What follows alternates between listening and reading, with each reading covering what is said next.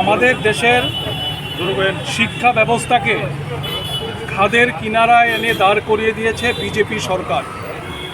গত 15 দিনে একের পর এক সর্বভারতীয় প্রবেশিকা পরীক্ষাকে কেন্দ্র করে নানান ধরনের অনিয়ম, দুর্নীতি এবং কেলেঙ্কারির ঘটনা সামনে চলে এসছে এবং একের পর এক পরীক্ষা এই সময়ের মধ্যে বাতিল করা হয়েছে।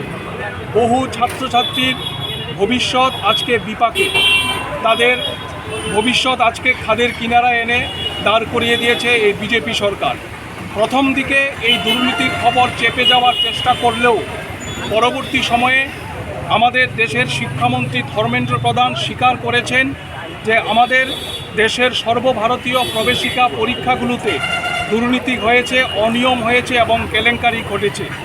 আমরা 4টি বামপন্থী ছাত্র যুব সংগঠন এসএফআই, টিএসইউ, ডিওয়াইএফআই এবং টিওয়াইএফ আজকের এই প্রতিবাদ মিছিল থেকে দাবি করছি অবিলম্বে কেন্দ্রীয় সরকারের এই শিক্ষামন্ত্রীকে এই শিক্ষা কেলেঙ্কারির দায়িত্ব নিয়ে তাকে পদত্যাগ করতে হবে এবং প্রকৃত যারা দোষী তাদের চিহ্নিত করে শাস্তির ব্যবস্থা করতে হবে।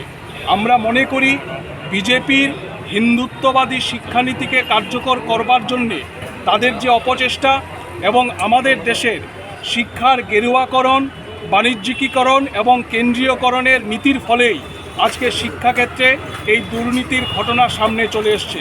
আমরা অবিলম্বে এইগুলোর প্রতিকার চাইছি এবং দাবি করছি যে জাতীয় শিক্ষানীতির নাম করে আমাদের দেশের শিক্ষা ব্যবস্থাকে আজকে ধ্বংস করে দেওয়া হচ্ছে, তার বিরুদ্ধে সর্বস্তরের ছাত্র, শিক্ষক, অভিভাবক তারা একজুট হয়ে যেন লড়াইয়ে সামিল হয়।